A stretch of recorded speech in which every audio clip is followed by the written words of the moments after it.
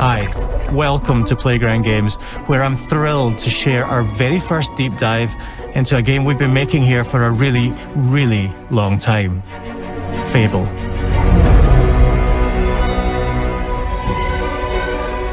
Playground Games is renowned for fun, immersive, and visually stunning open-world experiences. Since 2010, we've been developing the Forza Horizon series right here in Royal Leamington Spa, a charming little town in the middle of England. As Horizon has grown, so have we. Over the past few years, we've built a new team to carry that reputation into a new genre that we are incredibly passionate about. Fable is Playground's first open-world action RPG, and we couldn't be more proud to be carrying on the work of the legendary Lionhead Studios, the original creators of the franchise. And although our game is a new beginning, I think what we're making is really faithful to the spirit of the classic Lionhead trilogy that we all love. At the heart of our game is a simple, recurring question. What does it mean to you to be a hero? Our game is about choices and their consequences. It's packed with action, drama, British humour, moral dilemmas, and quite a few chickens. All of this combines in a fairy tale which could only be Fable.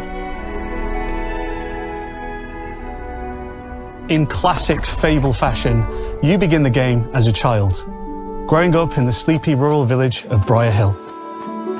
It's here that in a moment of extreme danger, your heroic powers first emerge, and we discover that you are Albion's first hero in a generation. But not long afterwards, disaster strikes, and the people of your village, including your beloved grandma, are turned to stone by a mysterious stranger. Suddenly alone in the world, you'll set off on an adventure which will change Albion forever. Venturing out into the world is a huge moment because this is Albion like you've never seen it before. Idyllic rolling hills, magical forests, bustling villages, sleepy hamlets, oversized vegetable patches, and stunning vistas. And because our Albion is truly open world, for the first time, you'll be able to explore this rich and detailed world seamlessly, with the freedom to go where you want from early in the game. We can't wait to welcome you back to Albion's iconic capital city, Bowerstone. Home to Fairfax Castle, the Old Clock Tower, and the legendary Heroes Guild. It's a huge city, full of contrasts, rich and poor, nobles and commoners, royalty and criminals. You'll spend plenty of time here during the game, as you discover the secrets of the Heroes Guild and its reclusive guildmaster, Humphrey the Golden. In the north of Albion, you'll find mountains, craggy coastlines, spooky marshes, and the bleak, windswept city of Bloodstone. Here, you'll meet the leaders of two rival gangs, vying for power, and uncover the secrets of the sinister but extremely well-organized Cult of Shadows. Our Albion is beautiful, handcrafted, and richly detailed. In Albion, heroes are special, different. They're stronger than regular people. They're more skillful, more charismatic.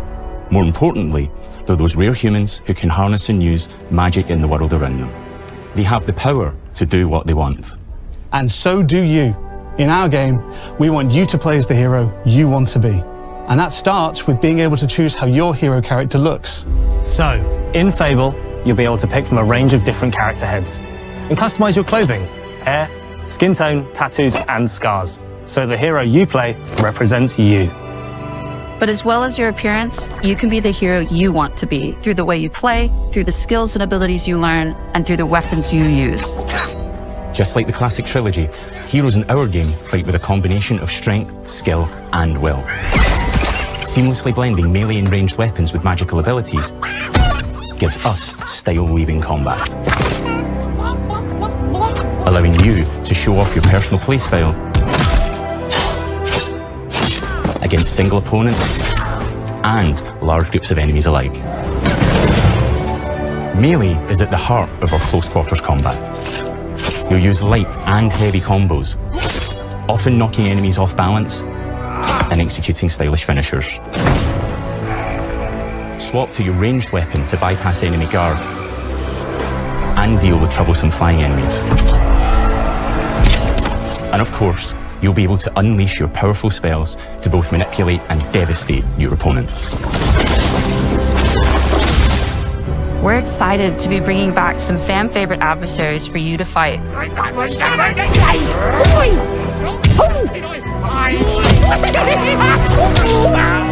Hobbs are back, as are Balverines, Hollowfolk, and Trolls. And we're adding brand new enemies too, like this fearsome cockatrice, a giant fire-breathing chicken. Each enemy family is different, with their own weaknesses to exploit and defenses to overcome. But with all the unique tools in your combat toolbox, how you defeat your enemies is up to you.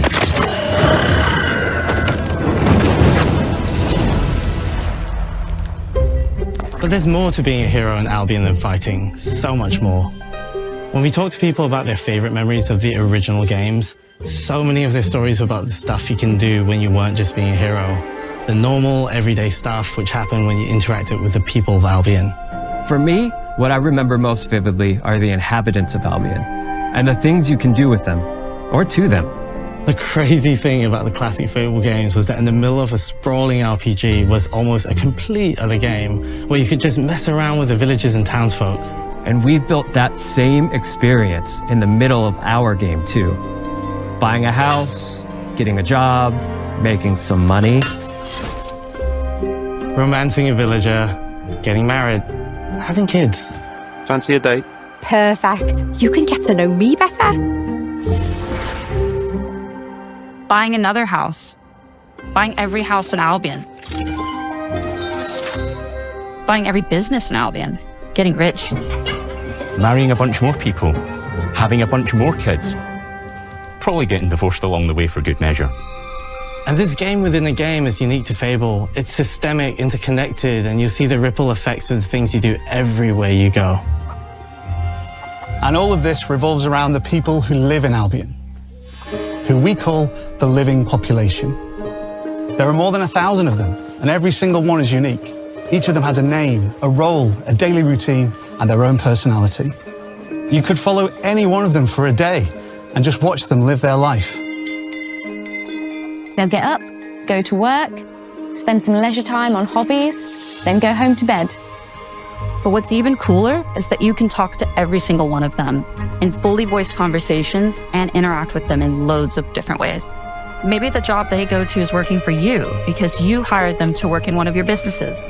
Hey you, working hard? How can I help you, boss? Maybe the bed they sleep in is in a house you own because you're the landlord. Or maybe their bed is on the street because you evicted them. All right. Oh, it's you. You're awful. And all of the stuff you do affects what they think of you. You're a legend! Because everything you do builds your reputation. Very impressive. Now that's an hero right there. Morality has always been super important to Fable. That tension between good and evil underpinned all of the original games. And morality is central to our game too. But we have a slightly different take on it.